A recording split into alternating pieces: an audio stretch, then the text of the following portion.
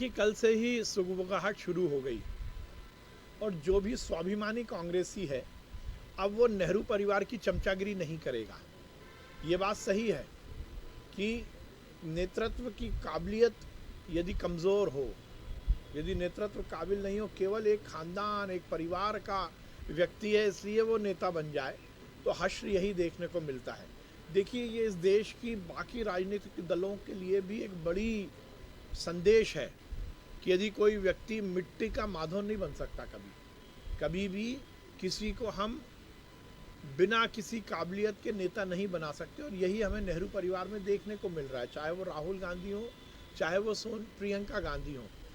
ना नेतृत्व क्षमता है, ना ही किसी तरह के विचार हैं, और इसीलिए कांग्रेस का हश्र हमें देखने को मिल रहा है।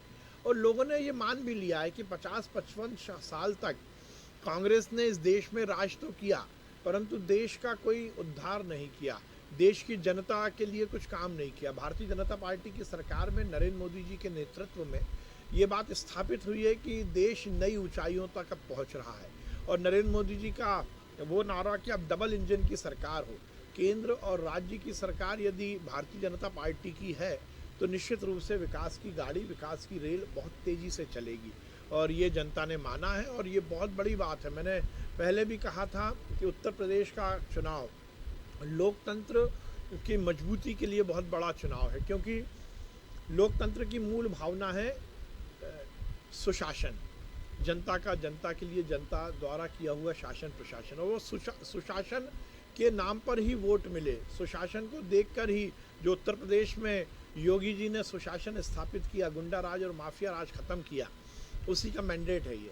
तो निश्चित रूप से ये एक बड़ी जीत है, और केवल भारतीय जनता पार्टी की जीत नहीं है, बल्कि ये लोकतंत्र की जीत है, चाहे वो मणिपुर हो। और यदि आप भौगोलिक दृष्टि से भी देखेंगे तो देश का सबसे बड़ा सूबा, सबसे बड़ा राज्य उत्तर प्रदेश में भाजपा है। आप अब देखिए, ये तो बैंकरप्सी विपक्ष की देखने को मिल रही है। हम पर बातें करते हैं, हम पर इल्ज़ाम लगाते हैं, राज्यपाल जी के अभिभाषण का बहिष्कार करते हैं, वित्त मंत्री जी के भाषण में उन्हें बोलने नहीं देना चाहते हैं, उसमें हंगामा करते हैं, और नेता प्रतिपक्ष खुद नदारद हैं। यदि नेता प्रतिपक्ष नदारद हैं तो आप समझ सकते हैं कि विपक्ष कितना गंभीरता से विधानसभा को ले रहा है। उन्हें विधानसभा को जनता की समस्याओं को के लिए वो मंच नहीं मानते, बल्कि वो हंगामा करने के लिए और अपनी राजनीतिक रोटी सेकने के लिए उस मंच का उपयोग करना चाहते हैं। और इसीलिए कमलनाथ जी की गैर मौजूदगी इस बात को इंगित करती है कि कांग्रेस सीरियसली ना विपक्ष की भूमिका का निर्वहन कर रही है, ना ही जनता की समस्याओं के प्रति वो कहीं से भी उत्तरदायी है, या किसी भी तरह से जनता की समस्याओं को हल नहीं करना चाहती। अब देखिए, मैं कोई सलाह तो देता नहीं है। ऐसे देश में विघटन करने वाले लोग, देशद्रोही की श्रेणी में आने वाले लोगों पर बहुत ज़्यादा आप बातचीत नहीं करिए। अब उनकी कथनी और करनी समझ में आ रही है ना। मुनव्वर राणा को यदि सरस्वती जी का आशीर्वाद था, तो उन्हें अपना इस आशीर्वाद को सकारात्मक रूप से लगाना चाहिए था। इतर उनके विचार, उनका आचार, उनका व्यवहार केवल और केवल विघटनकारी है। और देखिए, हाथ कंगन को आरसी क्या और पढ़े लिखे को फारसी क्या।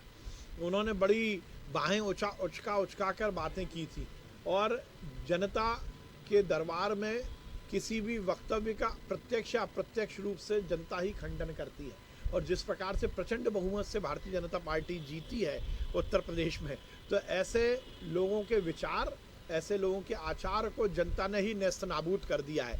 ऐसे देश के खिलाफ बात करने वाले, समाज में विघटन पैदा करने वाले, जाति और धर्म की राजनीति करने वाले, ऐसे लोग जिनका एजेंडा कुछ है, कभी सम्मेलन या मुशायरे में बैठकर मंच पर बातें कुछ करना और अंदर आचार विचार कुछ करना, विघटन की बात करने वालों के बारे में विचार नहीं करी। ऐसे घृणित लोग जो कि देश में अराजकता फैलाना चाहते हैं, ऐसे लोगों को के बारे में बहुत ज़्यादा मैं बोलना नहीं चाहता।